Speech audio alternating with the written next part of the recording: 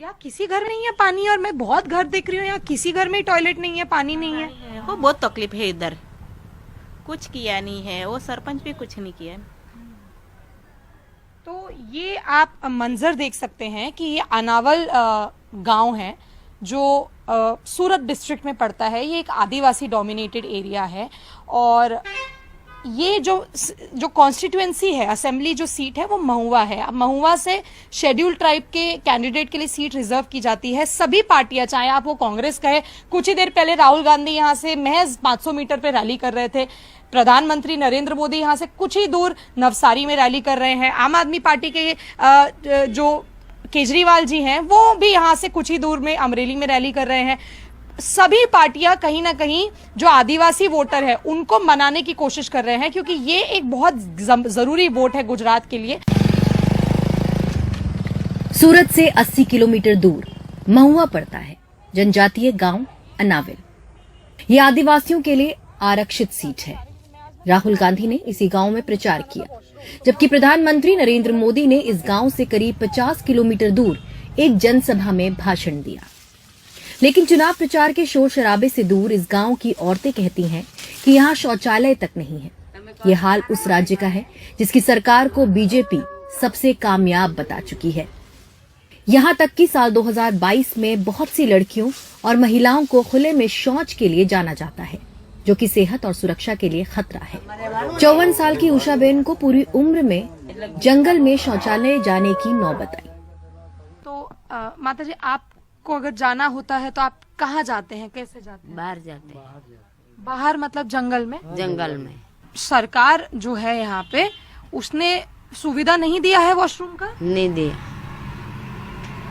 कोई लोग को दिया है सुविधा, कोई लोग को नहीं दिया है। ऐसा भवन और मंदिया सेन उस मुश्किल का जिक्र करते हैं जो उन्हें रोज झेलनी पड़ती है, और सरकार पर सवाल उठाते हैं। हमारा तो खुद का बनाया है, कोई सरकार ने हमको कुछ दिया ही नहीं। नहीं, आपने अपने पैसे से बनाया है? हाँ हाँ, हमारे पैसे से बनाया।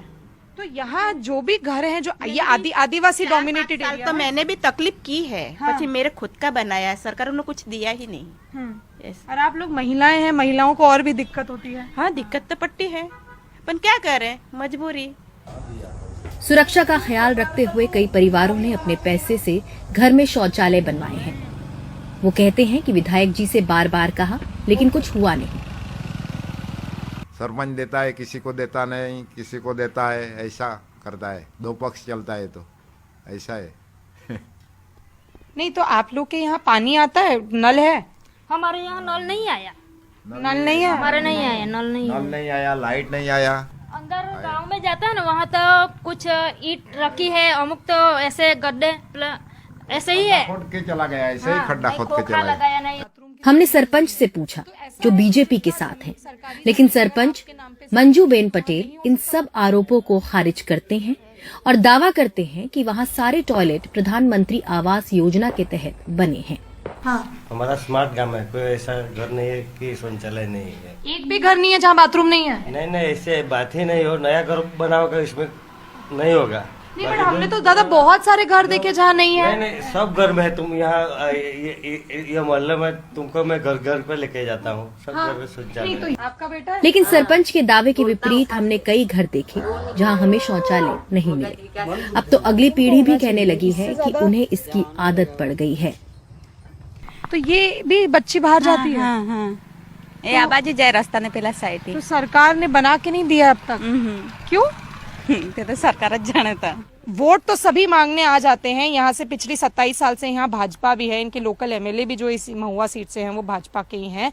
पर जब फैसिलिटीज की बात आती है, और इतनी बेसिक फैसिलिटीज की पानी और वॉशरूम जैसी फैसिलिटीज की बात आती है, तब ये जो सारे राजनीतिक दल है ये कहाँ चले जाते हैं? बात ये है कि ग्राउंड पे इतनी बेसिक फैसिलिटीज आज इन आदिवासी गांव में क्यों नहीं है? कैमरा पर्सन रवि जोशी के साथ मैं तनुश्री पांडे, एनडीटीवी के लिए।